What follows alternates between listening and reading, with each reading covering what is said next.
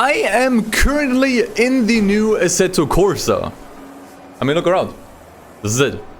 That guy right there, I met him yesterday. His name is Paul. Who am I kidding? So I played the new Assetto Corsa, now nicknamed EVO, which is currently in early access.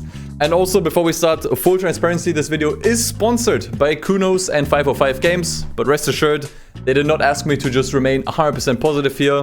I try to remain as neutral as possible. All of my opinions here are still entirely my own. Remember, you guys always come first. So for anyone who's watching and has attention span issues, let me just wrap up my thoughts very briefly. I think my first impressions were very positive. I really like the foundation that is currently visible in the game.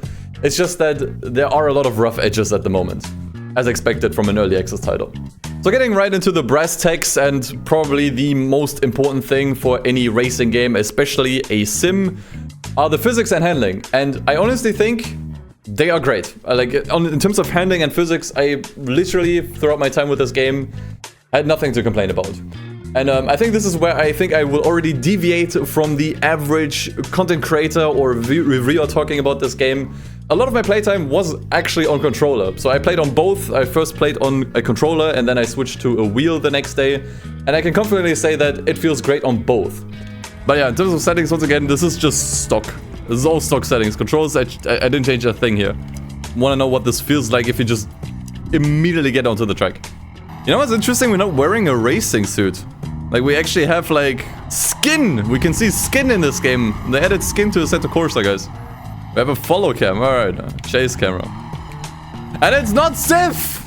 Hallelujah! The chase cam is not That already puts it over Gran Turismo in at least one aspect for me. Very nice. It doesn't suck. But dude, this actually controls really well.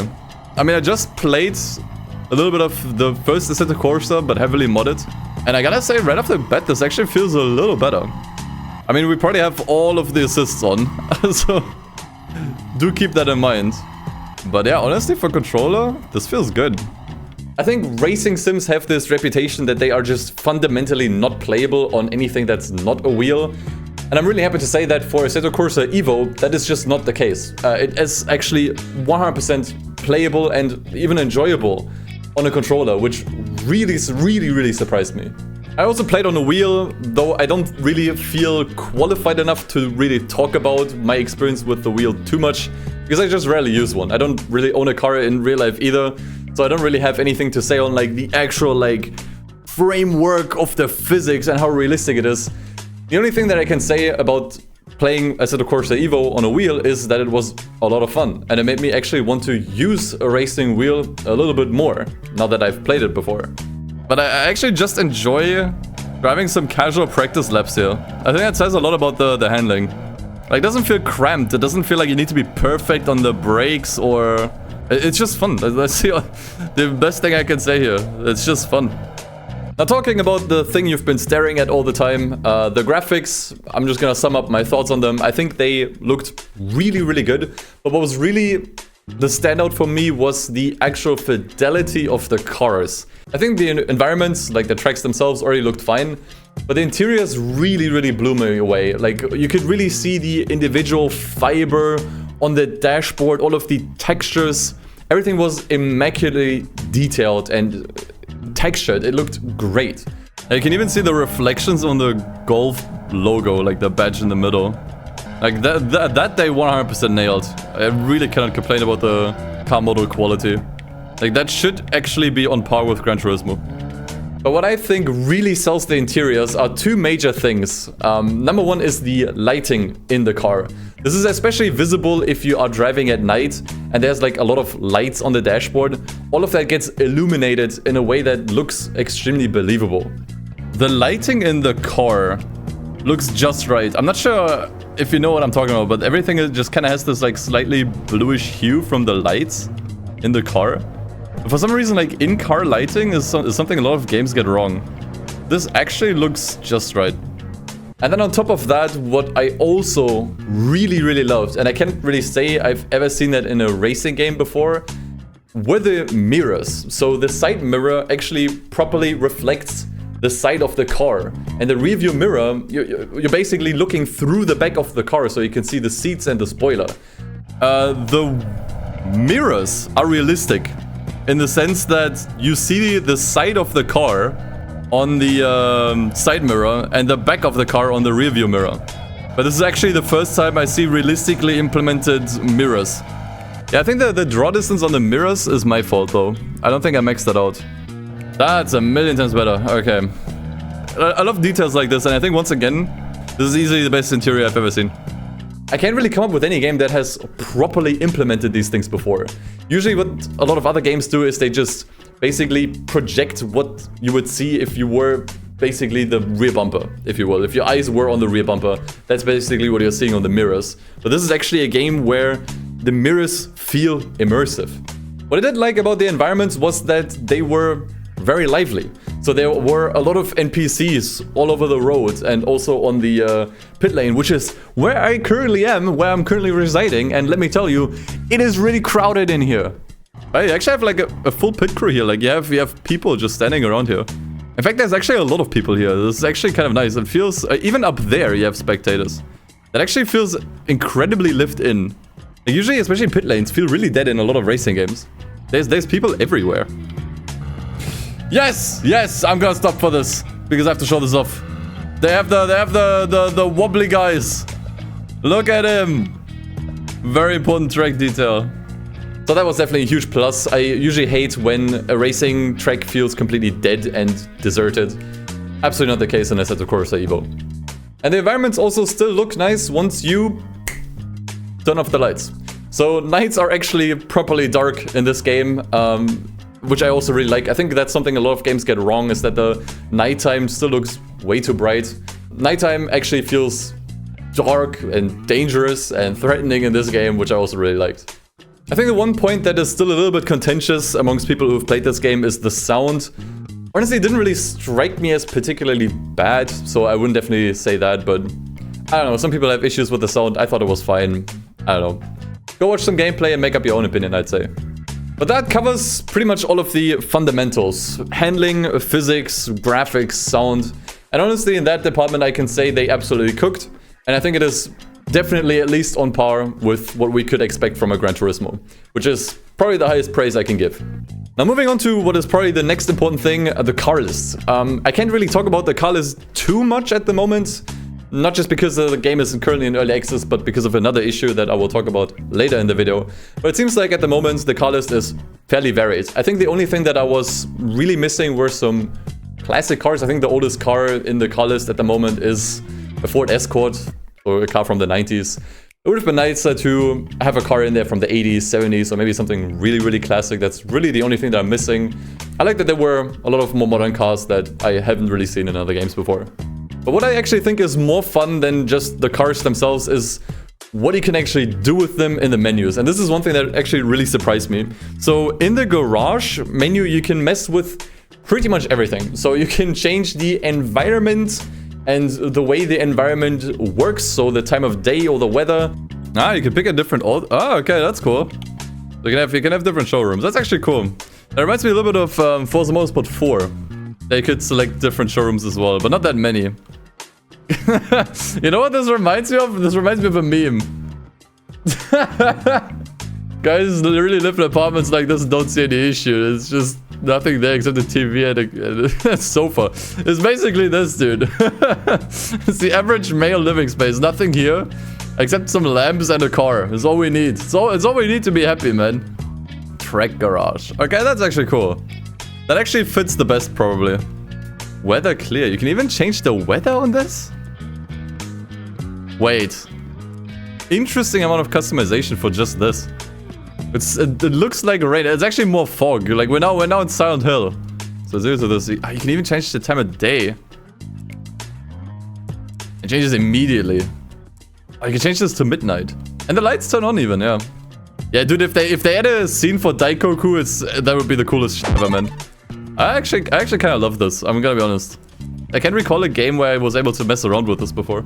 And you can mess with the car itself too. Like, you know, you can open doors, you can turn on lights, you can move the steering wheel, you can turn on the windshield wipers, you can do pretty much anything. I think if you go into vehicles, garage, yeah, you have car controls here. So like you can turn on the car, you change the steering angle. I mean, you can see that outside, I think. Yeah, you can change the steering angle here. Even the blinkers or the indicators, you can turn them on. Hazard lights, reverse. You can mess with everything. You can mess with the windshield wipers. You can even change the speed. Animations. Oh yeah. Okay. Yeah, I guess this is so cool. I think in general what you can do in the menus is super nice. And while we're already in the menus, I think it's worth talking about the UI, which is, I think, one aspect where I think the developers could put a little bit more work in. So I think the menus, especially when you are selecting a car, are a little bit cluttered. Like, it doesn't really feel very organized. So for example, you have several variations of the same car in the car list, when I think this could have just been sorted and grouped together a little bit more to just make the menu a little bit more cohesive. I think one thing that bothers me here is how the cars are just duplicated here. Like, look, this is an entire page of just the Giulia, just because it has like different colors. I think this is a little unnecessary. I think it would have been enough to just have the Giulia here, you click on it, and then you get all of the variations. I think in general the UI is not great yet. I think it also feels very laggy. Like, if I move the mouse around, you see what I mean, right? Also, stuff like the controls menu took me a little while to figure out. Like, it shouldn't really take you 4 button presses just to remove a key binding, for example. Oh, this is how I have to do it, really? It should not be that complicated. I shouldn't have to do 4 clicks to change something this simple. This is too complicated for the average user. I can tell you that right away. And also, in general, the menus feel kinda slow and a little bit laggy. I really hope that's one priority that they have in the early access phase, to just kind of like polish up the menus a little bit more. Because after all, you're gonna be spending a lot of time in them too. And obviously, I could sit here and talk a bunch about performance, optimization, bugs. It feels kind of unnecessary to talk about this in a review video for a game that's still in early access, especially one that literally just came out in version 0.1. It feels kind of redundant to talk about this, but if you're gonna pick this game up, be aware that early access means that you will buy a game or you will play a game that is not entirely optimized yet. So I think it makes more sense to talk about this topic again once the game leaves early access near the end of the year. However, I think between everything, the main problem, not just I, but many other people have, is how the game handles its online content. So the game is not always online. You can get into the game, you can do races even without an online connection. However, the game does not actually give you the full wealth of content unless you are connected to the servers. Yeah, I think the servers are just not working at the moment. That's why we don't really see as much. Like, special events not being available, like, sure, okay, I get it. But like, at least give me like access to all the cars, dude. And so, for example, when the game just launched freshly, you only had like a small handful of cars available because the servers were offline. They addressed this pretty much right away in a patch that basically unlocked a lot more cars to be available for the servers being offline, and no one really has an idea when they are going to be online. And I think this really highlights a bit of a problem that this game has, that a lot of the content that shouldn't really require an online connection is just locked away behind one. I understand that stuff like multiplayer or special daily races or whatever cannot be accessed unless you're online, but I do hope that they unlock more of the content in offline play as the early access phase goes on, because I think that's like the main critique point a lot of people have, and I think the game would be a lot better off without it. And that covers about all of my experience with Assetto Corsa EVO at the moment. However, that does not mean that this is all the game has to offer. So they are currently planning an entire open world for this game that gradually expands as the early access phase goes on, which I find pretty interesting. Assetto Corsa 1 already had mods for open worlds, and it seems like they basically took that as inspiration or a sign that they should also add an open world into this game. But since this is actually an open world made for the game by the developers, that means they can actually put meaningful stuff into these maps, stuff you can interact with, maybe dealerships or something. And I think this is what actually gets me really excited about the map itself. Like, you could make the argument, yeah, but I can also do open worlds in Assetto Corsa 1 with mods. And it's like, sure, I've done that too, but that's fun for like maybe 30 minutes and then you're bored. Then you immediately switch to something else because there's nothing to do. So apparently in the open world in this game, you can actually find car dealers and you can actually do stuff, you can find and explore stuff. Like, it's not just gonna be an empty plot of land, you know? Like, it will actually have stuff to do in, which I think is really good and really important. An open world with nothing in it serves no purpose, you know? I'm also really looking forward to all of the more gamey elements. Like, I'm looking forward to having an economy, like earning money from races, and then spending that money on cars in a dealership, and then customizing these cars, and progressing through the game. Like, all of these basics that I feel like are often missing in a lot of sim races. And this is exactly why I'm actually so positive about this game, and why I'm actually looking forward to how this game is going to develop in the future. Because it's finally a sim that realizes it's also a game. You know, like with the improved gamepad support and with, you know, just generally the open world having some stuff to do in it, you know, with car dealerships, customization, it feels like it's finally a sim that's also a game. Like, I'm actually looking forward to being rewarded with stuff for doing well in the game and being able to progress thanks to my rewards. Like, all of these like really basic things that we've already been seeing in like other games for ages are now finally implemented in a proper sim. And that actually makes me really happy, because it's what I've been wanting from a sim in quite literally years. Just a sim that I can just pick up and play, but also just really get into, like with the wheel, that I can just kind of play both ways, but it just generally is still a game where you have stuff to do. Things to accomplish, things to buy, progression to go through, that sort of stuff. And all of these things together, I think, will make Assetto Corsa EVO probably the best entry point for a sim. So for casuals that want to actually get into sim racing, I think it's probably the best entry point, because it offers the depth that a sim usually has in terms of realism and physics, but it still has that gamified aspect, you know, where you can actually do stuff and you can play it with a controller. And I know a lot of people probably don't even have a wheel because they can't even afford it, and this actually gives them an avenue to actually try out a sim, play it with a controller, and if they like it, then they can maybe upgrade to a wheel setup later down the line. Like, it just changes the entire sim racing meta now, where you don't have to buy a wheel first and then see if sim racing is something you can enjoy, but you can just buy the game first, play it with a controller or maybe even a keyboard, then see if you enjoy it, and then buy a wheel, which is how it should have been in the first place. I really want them to work more on this game. I think this could actually be a really good competitor to Gran Turismo. Like, this is kind of what I feel like we wanted Forza Motorsport to be.